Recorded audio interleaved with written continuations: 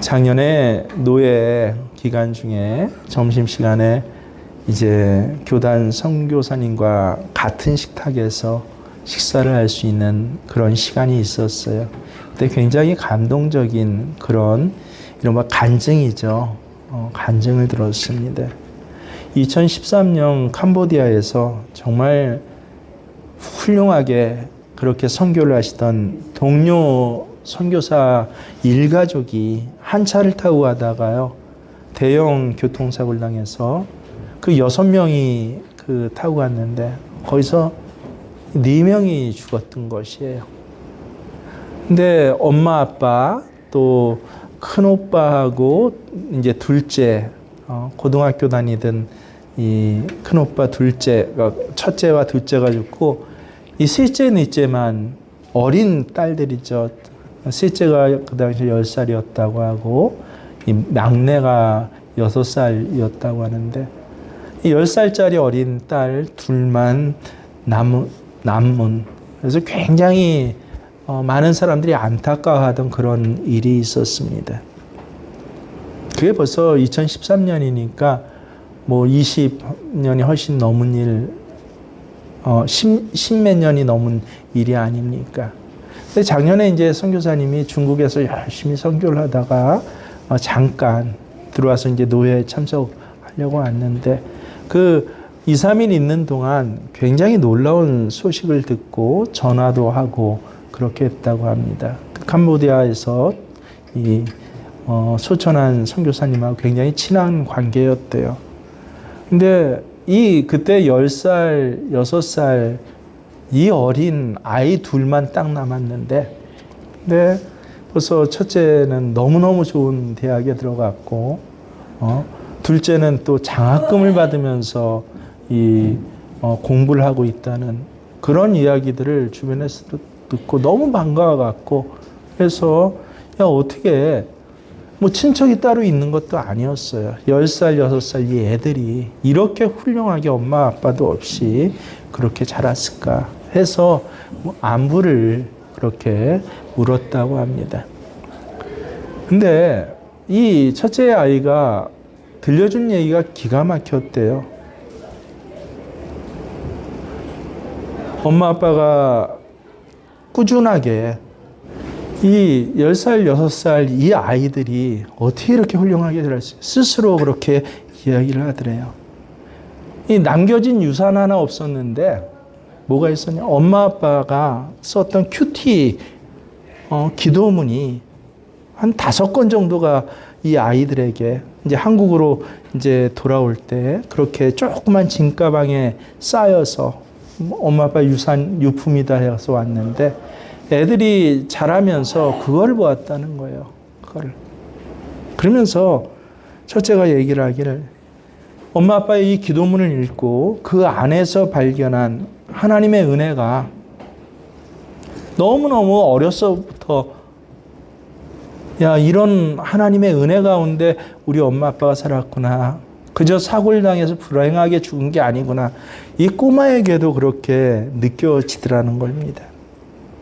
그 기도문을 읽고, 특별히 엄마가 그 가정의 일들을 몇 줄씩 썼던, 뭐 짤막하게 오늘은 셋째가 이랬는데 하나님 앞에서 참 감사한다. 뭐 이런 식의 몇 줄씩 썼던 그 기도문을 읽으면서 너무 큰 하나님의 은혜를 이 고아 두 아이들이 받고 살 힘을 거기서 얻고 공부해야 할 힘을 얻고요. 내가 잘 살아야지 하는 그런 힘을 얻고 하나님 앞에 기도할 수 있는 그런 능력을 얻었다라고 그렇게 전해 들었다고 그 식사 중에 막 이야기를 하시는데 얼마나 감동적인지 모릅니다.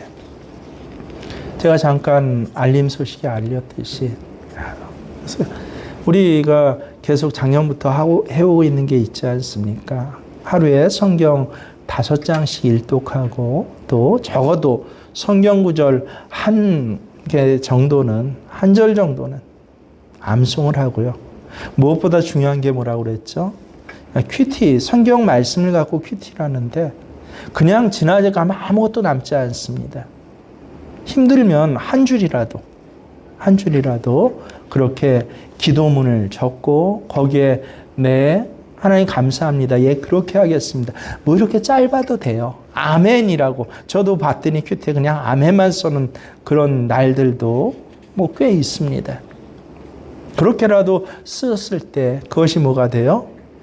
야, 이게 하나님이 오늘 그 기도 제목 그대로 오늘 내게 해주시는, 나를 이끌어 주시고 내게 함께 해주신 능력이 되는구나. 그것이 간증되고 특별히 가족들, 아이들에게 알려질 때 뭐가 돼요? 야, 아이들을 인도해 주시는 지팡이가 됩니다. 이 비행기를 타면 요새는 간략하게 뭐 그렇게 끝내거나 아니면 영상으로 하기도 하는데요. 예전에는 굉장히 이 이륙하기 전에 이 승무원들이 안전수칙에 대해서 굉장히 오래 그렇게 설명을 했고, 이게 미국에서 먼저 시작됐다고 해요. 아니, 시작된 지 얼마 안 됐을 때, 이제 비행기에 타서 어떤 여성 승무원이 남성과 함께 이 안전수칙을 설명을 하는데, 그걸 가만히 듣고 있던 분이 굉장히 마음이 상했다고 합니다. 뭐라고 안전수칙을 설명해서 얘기하냐면, 어린 자녀들과 여행하시는 분은 먼저 본인의 얼굴에 산소 마스크를 쓰고 비상사태가 일어났을 때 그 다음에 자녀의 얼굴에 산소 마스크를 대주시길 바랍니다 라고 그렇게 설명을 했다는 거예요. 그때 마음속에 부모라면 자녀들 먼저 살리고 봐야지 나 혼자 먼저 살겠다라고 그렇게 내 입에 먼저 산소 마스크를 대나라고 거부감을 생겼는데, 이분이 그 다음에 이 깜짝 놀랄 만한 사실들을 알게 되었다는 것입니다. 이 안전수칙 하나하나는요, 그냥 생각해서 나온 게 아니라 여러 비행기 사고의 데이터를 다 그렇게 모아서 과학적으로 검증돼서 그래갖고 연구되고 그리고 실행되고 발표된 것이거든요. 그 데이터를 다 검증해 보니까 사고 났을 때 숨을 쉬지 못하는 부모는요, 아이에게 아무런 도움이 안 된다라는 거예요. 아이 먼저 씌워지고 나서 씌워주는 것뿐만 그 다음 후속 대처를 해야 되잖아요. 근데 부모가 숨을 쉬지 못하게 되면 아이 챙기느라고 전혀 도움이 안 되더라. 그래서 깜짝 놀랐다고 해요. 영적으로도 똑같습니다. 부모가 일상생활에서요, 영적으로 깨어 살면서 진짜 그래요. 예배는 이렇게 드리는 것이야 라고 우리가 기뻐서 예배 드리는 것도 있지만요, 아이들에게 예배는 이렇게 드려야 돼 하고 보여주면서 예배 드리는 것, 그게 바로 아이들을 위해서 드리는 예배거든요. 그 부분이 얼마나 큰지를 몰라요. 여러분, 그렇게 이제 신앙이 다 죽고 없어졌다는 그런 뭐 미국이나 유럽 드라마를 보세요.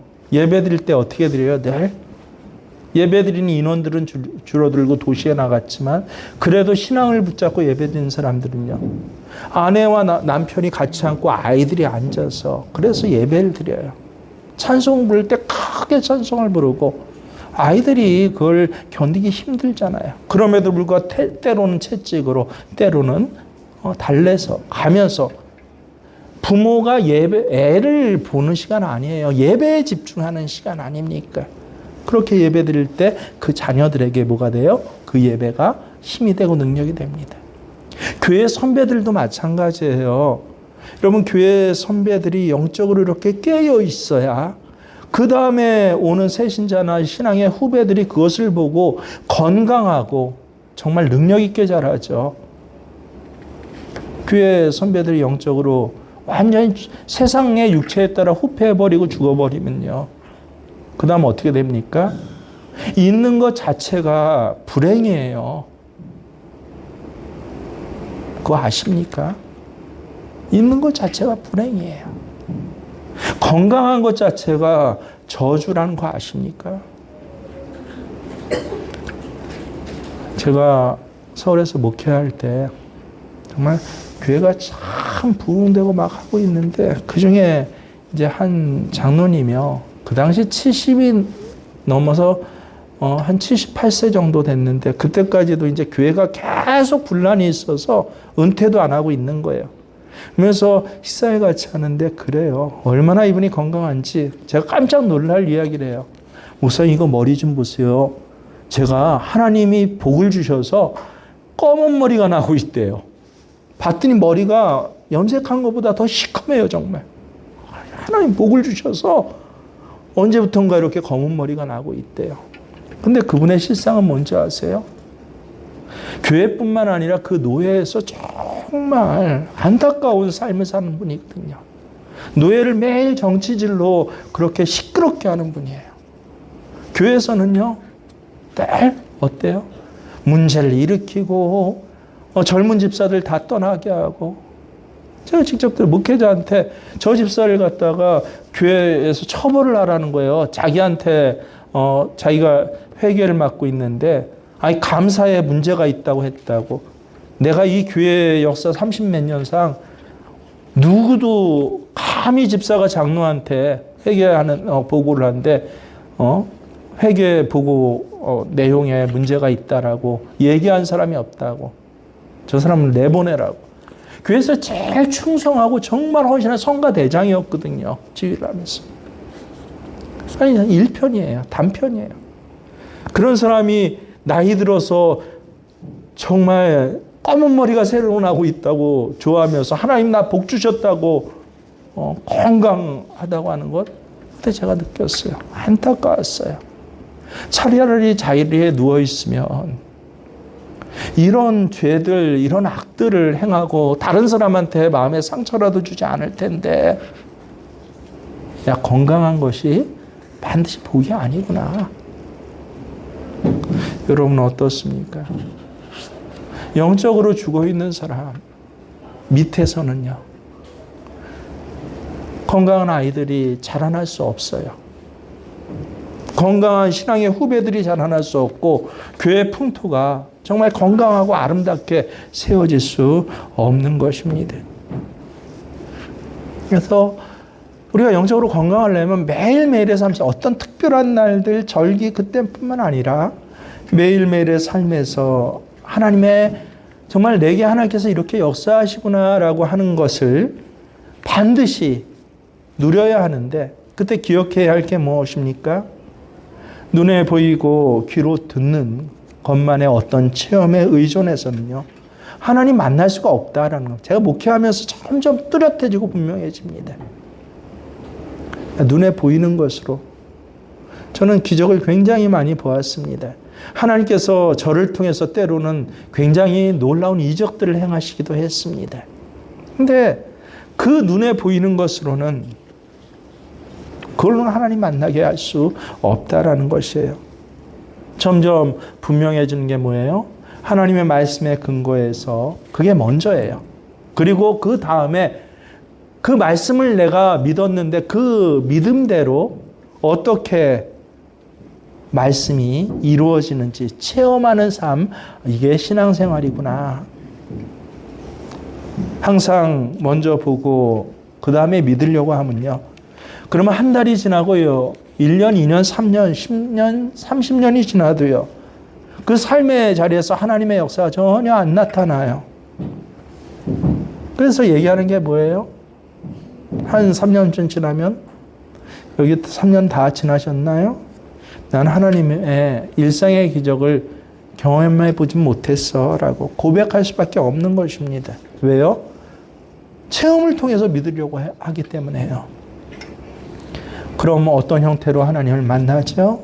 말씀을 먼저 믿고 거꾸로 체험을 하게 되는 것이에요. 오늘 여러분과 나누려는 말씀의 요지가 바로 이것입니다. 우리는 내 눈으로 보고 내 귀로 들으면 그게 정확하다라고 그렇게 생각하는데 실제로는 그렇지 않습니다. 저도 몇 년 전에 한 5년 전에 자빠졌어요. 하나님 앞에서. 저는 눈이 굉장히 보통 사람에 비해서 건강한 그런 사람이에요. 한 번도 양쪽 눈이 1.5 이하로 내려가 본 적이 없어요. 대학원을 지나서도요. 30이 넘어서 40이 넘어서 40이 딱 됐을 때까지 그 초반까지는요. 한 번도 눈이 나빠 본 적이 없고 제 눈에 보는 건 정확하다라고 늘 생각을 했습니다.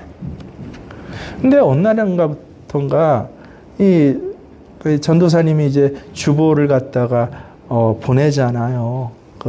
한번 서로 교정을 봐야 되는데 자꾸 이 주리를 삐뚤어지게 그렇게 주보를 만들어 오는 것이에요. 그래서 뭐 직접 얘기는 하지 못해 늘 마음에 이게 좀 똑바로 그 줄을 긋고 저기를 하고 그렇게 간격이 딱딱 맞게 하지 글자가 삐뚤어져요. 쫙 1단, 2단, 3단 하면 그게 맞춰야 되는데 그래서 참 그게 불만이었어요. 그러다 어느 날인가 제가 상태가 안 좋았는지 참지 못하고 얘기를 했어요. 전도사님 줄을 좀 간격을 똑바로 맞추고 줄 간격을 맞추고 저걸 해야지. 이게 남는 것이고 역사인데 왜 이렇게 늘 삐뚤어지게 그래? 내가 예전부터 말하려고 했는데 지금 말 안 해. 그랬더니 목사님 줄을 안 삐뚤어졌어요. 그러니까 화가 나요. 여기 이렇게 삐뚤어졌잖아. 이게 안 삐뚤어졌어? 안 삐뚤어졌대요. 나중에 봤더니 제 눈에 이상이 온 거예요. 안 삐뚤는데 삐뚤로 보이는 거예요. 어느 날부터인가. 그걸 제가 경험하고 나서 얼굴이 빨개지고 그 전까지는 어때요? 내 눈에 보이는 게 다 사실이에요. 정확해요. 우리 아내가 차 타고 가면 놀랄 정도예요. 당신 저렇게 먼 저것도 이정표도 보여. 근데 환히 보여요. 사람 얼굴도 환히 보이고 글도 환히 보이고 내가 그래서 책을 읽는데 보통 아무리 한 300페이지, 400페이지 되는 책도요. 저는 한 3시간 만에 읽습니다. 건너서 뛰어서 읽는 거 아니에요. 예전부터 책을 많이 읽어서 이제 또 속독이라고 저 대학교 때 잠깐 대학교에서 교양강에 저희 와서 강사한테 한 30명 모였는데 들은 적이 있어요. 책은 이렇게 대각선으로 읽는 것입니다. 눈으로 보면 안 되니까 읽고 나서 꼭 그 내용과 거기 써있던 단어를 기록합니다. 한 달 정도 연습하다 말았는데 그 다음에 책 읽을 일이 너무 많아요. 근데 기본 노하우는 배웠잖아요. 그러니까 책을 읽는데 그렇게 읽어요. 아주 집중력 있어 읽고 이렇게 읽었으면 이게 정말 내가 눈에 본 거고 이건 정말이에요. 이게 진짜예요. 근데 여러분 그 다음부터 어떻게 되는지 아세요? 요 몇 년 전부터 책이 안 읽혀요. 한눈에 한 면이 안 보여요. 왜요? 글씨가 흐릿하고 안 보이니까요. 집중해서 보려면 안경을 끼고 돋보기를 끼고 봐야 되는데 한 1시간 보면 눈이 피곤해요. 그래서 언젠가부터인가 책 한 권을 처음 앉은 자리에서 다 읽은 적이 없어요. 그전에 한 2시간이면 다 읽었던 것들이. 그리고 안 보이고 힘드니까 짜증이 나요. 한 장 서류 조그맣게 작게 글씨가 떼 있는 것은요, 아예 읽질 않아요. 노예에서 온 서류라든 다 작게 돼 있잖아요. 군청에서 당신 읽어보고 당신이 좀 처리해줘. 근데 그러면서 느끼는 게 내가 눈으로 보는 게 정확하지 않다. 눈 나빠지면서 그것을 고백하게 되고 엎드리게 됐어요. 그래서 그건 내가 봤어. 그 다음부터 저 그런 소리 안 합니다. 우리 아내가 잘 알 거예요. 이건 내가 분명히 봤어. 이건 이거야 라고 주장 안 해요. 왜냐하면 가끔 틀리게 보거든요. 듣는 것도 가끔 틀리게 듣거든요.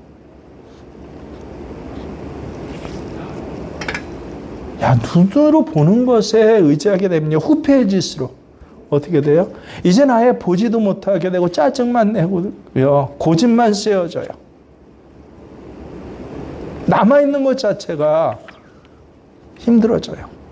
입에서 뭐라 그래요? 매일 불평불만해요. 에이, 죽어야지, 뭐 해야지. 자녀들도 싫어요. 남편도 싫어요. 아내도 싫어요. 아이, 다 귀찮아요. 하나님도 귀찮아요. 신앙생활을 20년, 30년을 넘게 했는데 왜 그래요? 늘 눈에 보이는 것에 의존해 생활을 하다 보면, 그리고 그것이 최고라고 생각하게 되면요, 그 다음부터는 영적 감각이 점점 무너지더라. 왜? 후회하니까요. 예수님이 제자들과 함께 배를 타고 갈릴리 바다 건너가다 풍랑 만났죠. 얼마나 바람이 세게 부는지, 파도가 높이 치는지 제자들은 죽겠다라고 합니다. 그런데 예수님은 뭐 하셨다? 배 안에서 주무셨어요. 제자들 두려워서 예수님 막 깨웠을 때 일어나서 예수님 뭐라고 하셔요? 풍랑을 향해서 잠잠하라 라고 했는데 풍랑이 그치고 정말 바람이 잠잠해졌어요. 여러분, 제자들, 어부인 제자들조차 죽을 것 같이 그렇게 막 일렁이는 풍랑은 눈에 보이는, 지금 내 눈에 보이는 현실이에요. 근데 내 눈에 보이기에는 정말 죽을 것 같은 그 자리에서 예수님 뭐 하고 계세요? 말씀이신 예수님, 진리이신 예수님은 편안하게 잠자고 계세요. 그럼 여러분, 어떤 게 안전한 거죠? 우리가 판단의 근거를 어디에 두어야 되죠? 눈으로 보고 듣는 것만 의존한 사람, 이 사람들에겐 지금 현실, 지금 풍랑은요, 죽을 것 같은 시간이에요. 그런데 진리이신 예수님에게 의존하고 초점을 두게 되면요, 예수님 평안하게 주무시잖아요. 그러면 이 풍랑의 시간은요, 야, 기적을 경험하게 되는 시간이다. 이 풍랑으로 인하여 제자들은 죽을 것 같았지만 예수님에게 초점을 두면요, 전 분명히 그랬을 거예요. 저는 자신합니다. 죽겠다라고 소리 지르지 않았을 거예요. 주님만 바라보면 되니까요. 그러면 이 풍랑의 시간은 뭐예요? 기적이 일어나는, 그 기적을 준비하는 시간이다 라고 하는 것입니다. 오병이어의 사건도 마찬가지죠. 5천 명이나 되는 사람이 배고파 있는데, 근데 보리떡 5개, 물고기 2마리밖에 없어요. 이 현실은 절망적입니다. 이게 눈으로 보고 귀로 듣는 사람들의 현실이에요. 삶이에요. 그게. 야, 절망적이야. 야, 집에 먹을 게 없어. 쓸 돈이 없어. 옷 살 돈도 없고 공부할 돈도 없어. 그러면서 하나님 왜 나를 이렇게 어려움에 빠뜨리나요? 죽을 것 같아. 이게 눈에 보이는 사람들의 초점의 현실이에요. 하지만 예수님 뭐라고 그러세요? 그 없는 사람들인데 제자들한테 너희가 먹을 것을 주라. 눈에 보이는 현실로만 생각하면 이거 정말 안 되는 거잖아요. 그런데 실제는 뭐예요? 여러분, 현실하고 실제는 틀립니다. 기억하세요. 현실은 내 눈에 보이는 것이고 내가 생각할 수 있는 그런 세상적인 합리성과 이성적 가능성인데, 실상은 뭐예요? 실상은 주님이에요. 주님이 주도하실 때는 어때요? 오히려 5천 명을 다 먹이고도 12광줄이나 남았다고 그러잖아요. 이게 뭐예요? 실상이에요. 그래서 요한복음에서 이 일을 이적이다. 이적은 뭐예요? 메시지가 있는 특별한 사건이 이적이에요. 어떤 메시지입니까? 제자들이 이제 예수님 부활 승천하시면 앞으로 살아갈 날들을 거꾸로 한번 생각해 보라는 거예요. 만나게 될 수많은 일들이요. 수많은 어려움들이요. 그 현실에서 뭐 해라? 절망하지 말고 눈에 보이는 거, 가슴에 그저 느껴지는 감정 때문에, 네가 알고 있는 기존의 생각 때문에 절망하지 말고 뭐 해라? 말씀이신 예수님, 진리이신 주님을 바라봐라. 그것만으로도 넌 할 일 다 했어 라고 하는 것입니다. 그럼 우리가 어떻게 주님을 바라볼 수 있겠습니까? 하나밖에 없어요, 여러분. 성경 말씀으로 밖에 우리는 주님 바라볼 수 없어요. 그래서 성경을 우리에게 주신 거예요. 성경 말씀 때문에 우리는 주님의 마음을 알고 뜻을 아는 거예요. 그래서 항상 이걸 훈련하고 연습하고 내 몸에 새겨야 돼요. 애가 기다가 일어날 때 얼마나 많이 넘어집니까? 넘어지는 게 애로서는 고통이고 아픔이지만 뭐 하는 시간이에요? 어른의 시각으로 보면 일어서기 위해서 몸을 훈련하는 시간이에요. 다리의 근육이 훈련되고 뼈가 훈련이 되고요. 적응이 되고 방법들을 배워가는 기적이 일어난 시간. 애로 봤을 땐. 근데 어른의 시간은 아니 사람이 걸어야죠. 당연히 때가 되면. 당연히 걷는 시간인데 애로서는 내가 이런 내가 기지도 제대로 못한 내가 일어나서 걷더니 하는 그 기적을 만들어 가는 시간인 것입니다. 먼저 믿고 아니 사람이니까 걷잖아요. 당연히 먼저 믿고 내가 꼭 일어나서 걸어보니까 나도 사람이었네 하겠습니까? 먼저 말씀을 믿고 그 다음은 뭐예요? 체험하는 시간입니다. 제가 실제로 그랬어요. 내가 예수님과 함께 죽었구나 라고 고백을 하는데 그게 체험을 통해서 한 것 아니에요. 성경 말씀을 보고 그 말씀을 믿어서 한 것입니다. 로마서 말씀이 있죠. 이와 같이 너희도 너희 자신을 죄에 대하여는 죽은 자요 그리스도 예수 안에서 하나님께 대하여는 살아있는 자로 여길지어다. 이 말씀을 제가 처음 읽을 때, 처음 큐티를 할 때는요, 말씀을 믿었어요. 그런데도 확실하지 않았어요. 왜냐하면 나 자신의 모습을 보니까 내가 죽은 자 같이 여겨지지 않아요. 안에 화도 있고 노도 있고 또 안에 정욕도 있더라고요. 또 본능도 있어요. 여러 가지 기질적인 문제가 있어서 나는 죽은 것 같지 않은데 말씀해 보니까 예수 안에서 넌 죽었다라고 해요. 그러니까 그걸 믿어요, 먼저. 내 목사니까. 그래도 신앙생활하고 신학교에서 말씀 공부를 하니까 이걸 먼저 믿어야지. 근데 확실하지 않아요. 왜냐하면 나 안 죽은 것 같아요. 그렇잖아요. 그럼에도 불구하고 말씀을 믿어야 하니까 믿어야 되는 거죠. 그러고 나서 실제 나 죽은 사람이구나 하는 것은 그 다음에 체험을 하게 되는 거예요. 말씀대로 정말 내가 죽었구나. 정수철 너는 예수 안에서 죽은 자야. 일어나던 서글픔, 억울함, 분노들이 몇몇 사건 때 사라지게 됩니다. 그럴 때 체험하는 거. 내가 정말 예수 안에서 죽은 자구나. 여러분, 하나님의 능력을 체험하는 데는요, 두 가지 방법이 있어요. 첫 번째는 하나님이 행하신 일을 통해서, 기적과 같은 일을 통해서 아는 것이에요. 예를 들어서 병을 치유받고 난 다음에 하나님의 능력을 아는 것이에요. 기도 응답받고 난 다음에 하나님 이런 분이시구나라고 하나님을 아는 것입니다. 그런데 하나님을 아는 또 다른 방식이 있어요. 그것은 말씀을 통해서 하나님을 믿음으로 하나님의 역사를 체험하는 것이에요. 시편 103편 7절을 보면요, 굉장히 중요한 구절이 나옵니다. 너무 중요한 구절이에요. 큐티를 몇 번 걸쳐서 계속하지 않으면요, 발견하지 못해요. 이 구절이 얼마나 중요한지. 뭐라고 합니까? 그 행위를 모세에게, 그 행사를 이스라엘 자손에게 알리셨도다. 그 행위를 모세에게, 그 행위, 모세에게 알리신 그 행위가 뭔지 아세요? 원어사전 보면 뜻이 뭐예요? 영어사전 정확하게 번역됐는데 영어 성경에는 His way, way가 뭡니까? 매너 혹은 뜻 혹은 way, 방법이에요. 그리고 행사, 그 이스라엘에게는 그 행사는 무엇입니까? act예요. His act, act가 뭡니까? 행동들, 사건들, 일들이에요.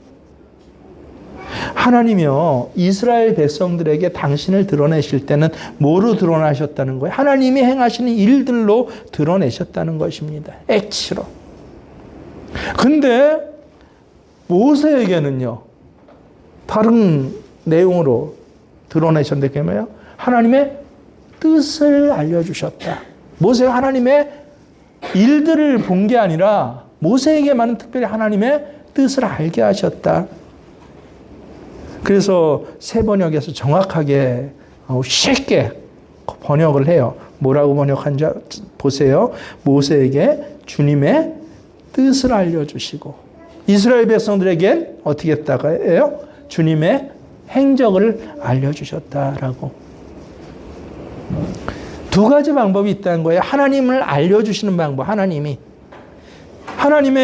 일, 기적과 같은 이 액트, 이 일들을 알리시는 거예요. 근데 이렇게 하나님의 이 일들을 알리셨을 땐 눈에 보이는, 이스라엘 백성은 눈에 보이는 하나님의 기적들만 보고 그렇게 신앙생활하게 되면요, 금방 시들어집니다. 분명해요. 이스라엘 백성들이 그랬어요. 하지만 모세에게는 어땠어요? 하나님의 일들을 보여주신 게 아니라 하나님의 뜻을 알려주셨다는 거예요.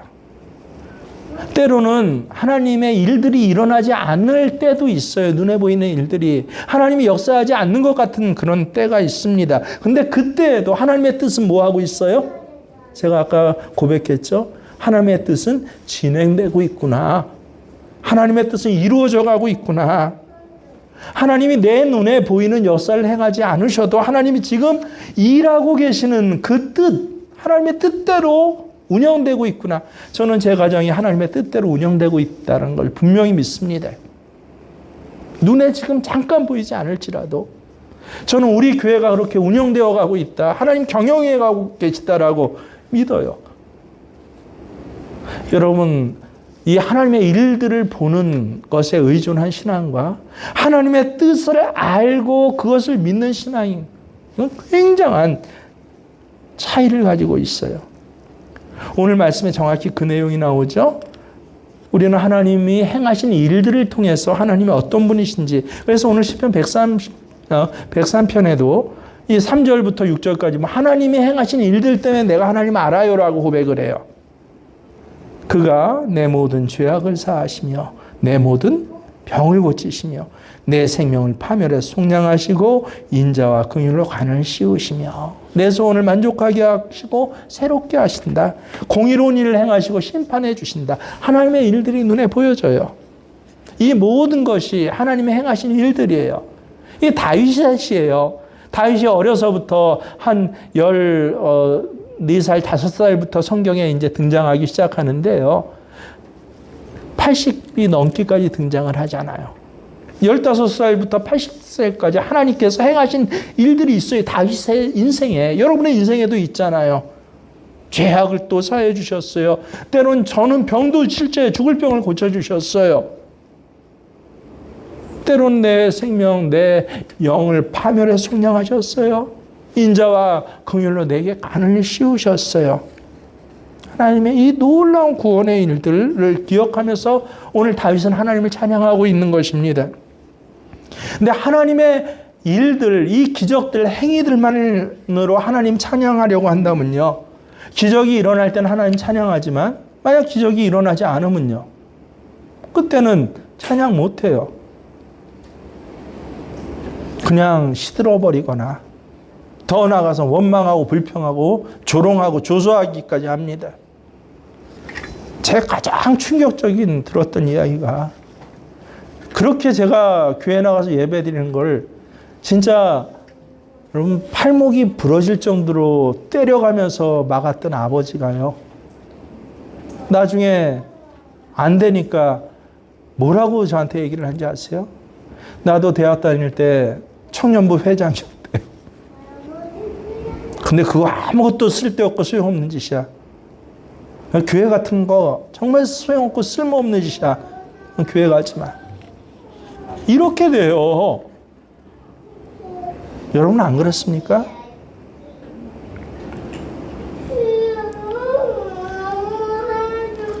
좌절하고 낙심하고 내 병이 안 낫고 취직이 안 되고 뭐 애 일이 잘 안 풀리고 하면요, 하나님의 일이 애 일 잘 풀리는 걸로, 취직 좋은데 되는 걸로, 내 병이 기적과 같이 낫는 걸로 나타나야 되는데 나타나지 않으면요, 그게 신앙의 전부고 기초인 사람에겐 뭐가 됩니까?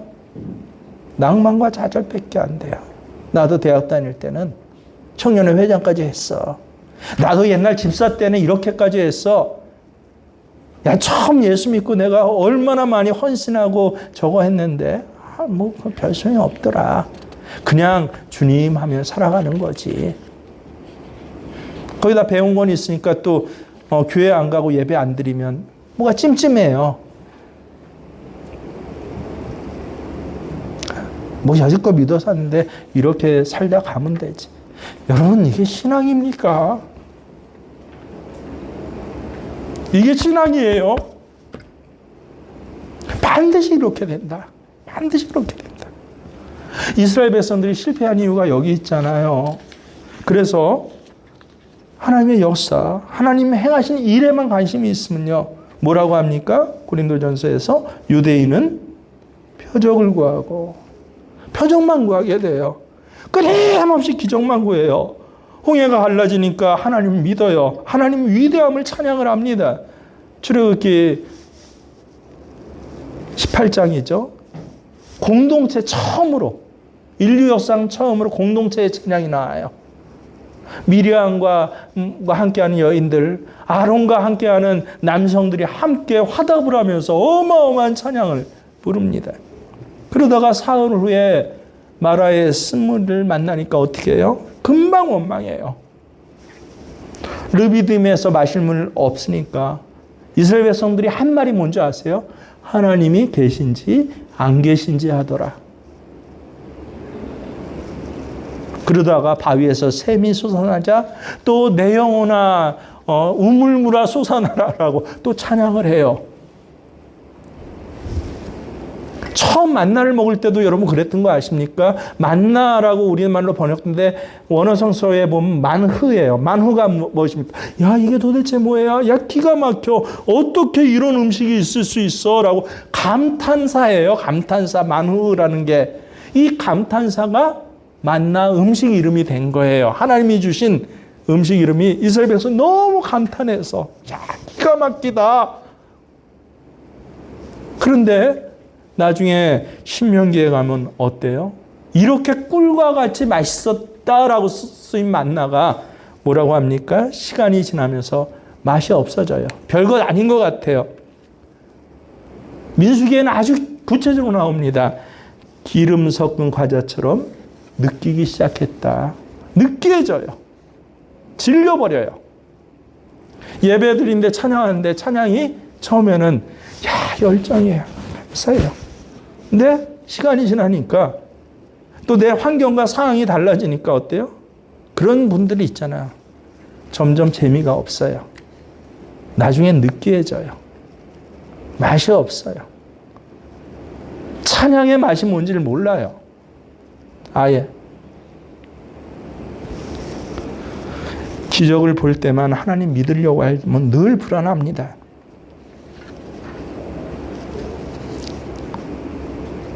오랫동안 병이 낫지 않는다고 예수님이 그리스도가 아니신 것 아니에요. 환경이나 상황이 내 눈에 보기 어렵다라고 하나님이 죽은 것 아닙니다. 그래서 정말 이적과 함께 살아가는 믿음을 가지려면요. 하나님이 행하신 일보다 하나님을 바라보는 거예요. 오늘 다윗의 찬양이 그래요. 젊었을 때는 그가 나를 긍휼로 관을 씌워주고 내 죄를 속량해 주시고 내 병도 고쳐주셨어. 하나님이 행하신 일 때문에 찬양을 했는데 어떻습니까? 나중에는 하나님 존재만으로 그렇게 하나님을 찬양하게 되고 경배하는 것이에요. 103편 8에서 18절에 보면 하나님 때문에 찬양한 구절이 나와요. 이제 뭐라고 합니까? 여호와는 시작. 여호와는 긍휼이 많으시고 은혜로우시고 노하기를 더디하시고 인자하심이 풍부하시도다. 자주 경책하지 아니하시고 노를 영원히 품지 아니하신도다. 하나님 때문에 찬양해요. 하나님의 일들, 홍해를 갈르시고 병을 고쳐주시고요. 야다 부자 되게 해주시고요. 좋은 학교 가게 해주시고 이것 때문에 찬양하는 게 아니라 하나님 때문에. 그래서 하나님이 누구신가에 더 관심을 가지게 됩니다. 이때부터 다윗은요. 상황과 상관없이 하나님을 찬양하는 진짜 찬양을 하게 된 것이에요. 히브리서 11장 3절에 뭐라고 그래요? 믿음으로 믿음으로 모든 세계가 하나님 말씀으로 지어진 줄을 우리가 아나니. 내가 보는 것 때문에 세계가 돌아가고 운영되는 게 아니라 뭐 때문에? 믿음으로. 믿음으로 세계가 만들어졌대요. 무엇을 믿음으로? 말씀을 믿음으로. 아브라함이 하나님을 믿었어요. 하나님께서 약속하신 아들에 대해서 믿었어요. 하나님의 약속, 하나님 말씀을. 이삭은 아직 태어나지 않았지만, 그리고 점점 나이 들어서 늙어가지만, 그래도 아브라함은 하나님을 믿었습니다. 성경이 그러니까 뭐라고 말해요? 아브라함이, 시작, 아브라함이 여호와를 믿으니. 아브라함이 하나님을 믿었구나. 이거예요. 하나님의 약속을 믿었구나. 하나님의 말씀 믿었구나. 이삭을 낳았기 때문에 믿은 것 아니에요. 아직 아들을 낳지는 않았지만 하나님의 능력, 하나님의 말씀, 하나님의 약속 그것 자체를 믿은 것이에요. 그럼 모세도 하나님 믿었죠. 아직 홍해가 갈라지지 않았지만 하나님을 믿고 하나님 약속을 믿고 홍해에 들어가서 지팡이를 내밉니다. 반면에 이스라엘 백성들은 어떻게 했습니까? 홍해가 갈라지고 그 기적이 일어나고 그걸 눈에 보고 난 뒤에야 홍해에 들어가게 돼요. 욥을 아십니까?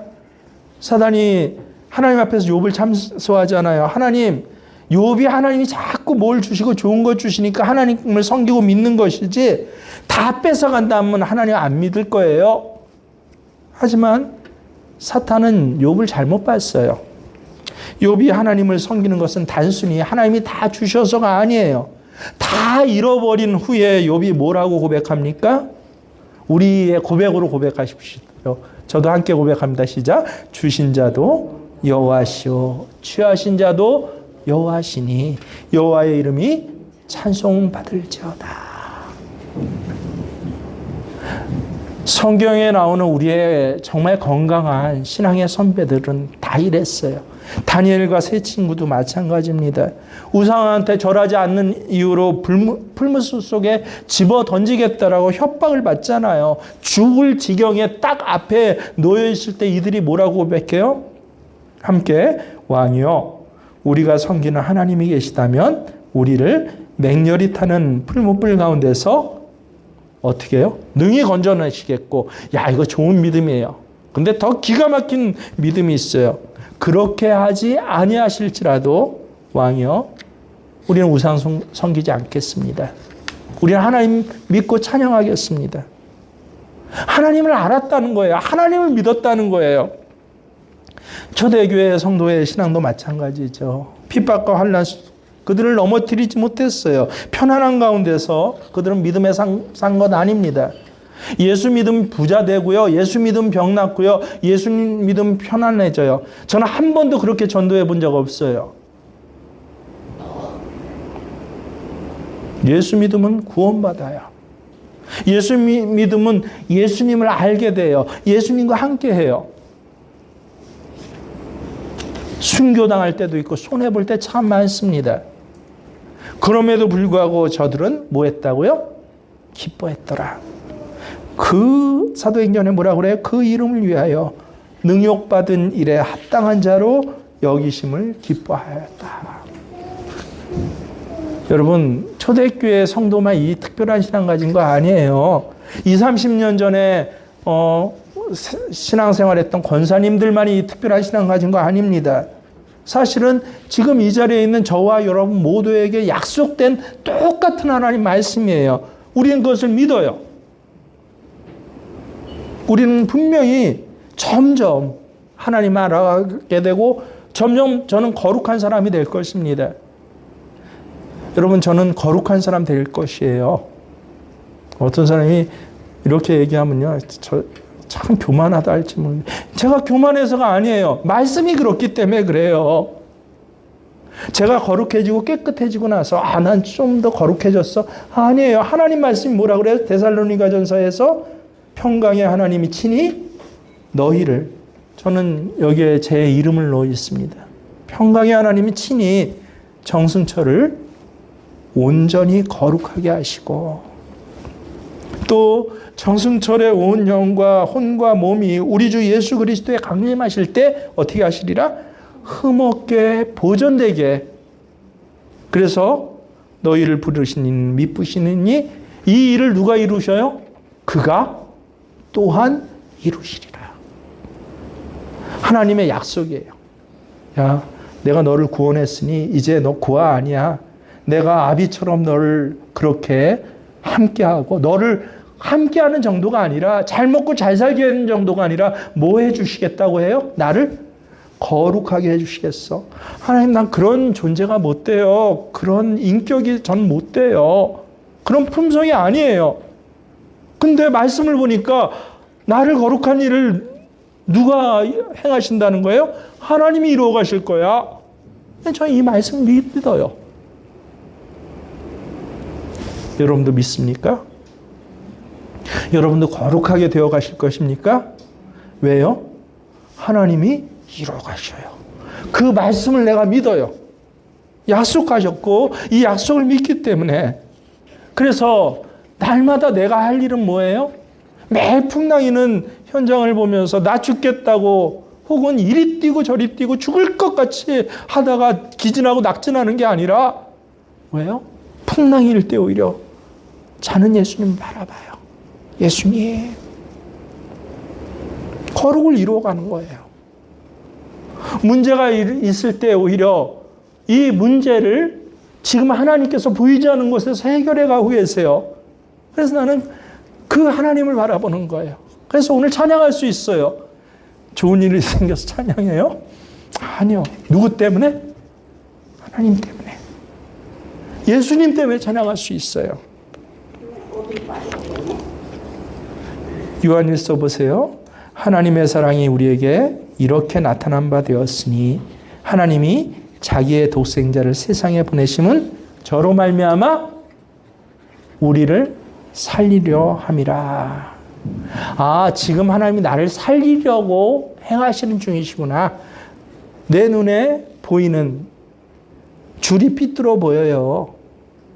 내 눈에 보이는 풍랑이 커 보여요. 내 눈에 보이는 사람들이 정말 싫어요. 내 모습이 정말 좌절스러워요. 그럴 때 눈에 보이는 거 아무것도 없는데 근데 하나님 때문에 하나님이 나를 뭐 해 가신다? 살리시는 중이시구나. 이 일들을 통해서. 혹시 지금 계속되는 어려움 때문에 흔들리지 않습니까? 눈앞에 응답이 금방 없기 때문에 실망하고 계시지 않습니까? 요즘에는 기도를 해도 이른바 내 기도빨이 먹히지 않는 것 같습니까? 그건 문제 아니에요. 하나님의 말씀 무엇인가? 하나님의 지금 내게 주신 약속, 그래서 기억나게 하셔서 기도하게 하시는, 그래서 하나님이 뒤에서 이루어 가시는 그 말씀이 도대체 무엇인가? 이게 정말 중요한 거예요. 하나님은 예수님을 통해서 십자가에서 이미 내 모든 죄를 사해 주셨어요. 믿으실 수 있길 바랍니다. 느껴서가 아니라 말씀에 그렇게 돼 있기 때문에 내가 믿어요. 내 죄를 다 사해 주셨다. 그리고 나와 지금 함께 뭐 하고 계신다? 동행하고 계셔요. 네, 그거 믿습니다. 내 모양 보면 참 쪼잔하고 모자르고 때로는 악하고 때로는 부족한 게 많은데 그래도 성령께서 나를 동행하고 계시고 더욱이 세상 끝날까지 나와 뭐 하시리라? 함께 해주신대요. 부활하시고 승천하신 주님 반드시 다시 오신다고 했습니다. 다 이 모든 게 성경이 말씀하고 계신 거예요. 주님 다시 오실 때까지 그래서 말씀 그대로를 믿고 먼저 믿고 그 다음에 뭐 하자? 체험하자. 경제도 먼저 믿고 그 다음에 경제적 삶이 어떻게 되는지 체험하자. 부자 되고 체험하고 뭐 나니까 믿음의 삶 살 수 있는 것, 그런 사람 세상에 한 사람도 없습니다. 저도 마찬가지라고 생각을 하고 그런 경험을 해요. 먼저 믿으니까 물질도 해결해 주시네. 나 때문이 아니라 하나님이 이루어 가신 그 길로 먼저 믿고 이 믿음을 꼭 붙잡고 기도하니까 하나님께서 어떻게 해요? 믿음 붙잡고 기도하니까, 말씀 붙잡고 기도하니까 이루어 주시네. 근데 말씀 없이 매일 주세요 말하면 못 뺏게 안 돼요. 이스라엘 백성 뺏게 안 돼요. 매일 탄식하고 조금만 뭐 있으면 죽겠다고 하고 되돌이표 신앙이 아니라 아예 시간이 지날수록 거꾸러지고 넘어지고 하는 그런 사람밖에 안 되지 않습니까? 다 뭐가 말씀하고 있다? 성경이 말씀하고 계시고 나는 뭐합니까? 믿어요. 내 모양이 아니라 하나님 약속이기 때문에 주님 다시 오시는 그날까지 나를 점점 거룩하게 하시고 온전하게 하시고 또 하나님의 일을 나를 통해서 이루어 가십니다. 고백하시길 바랍니다.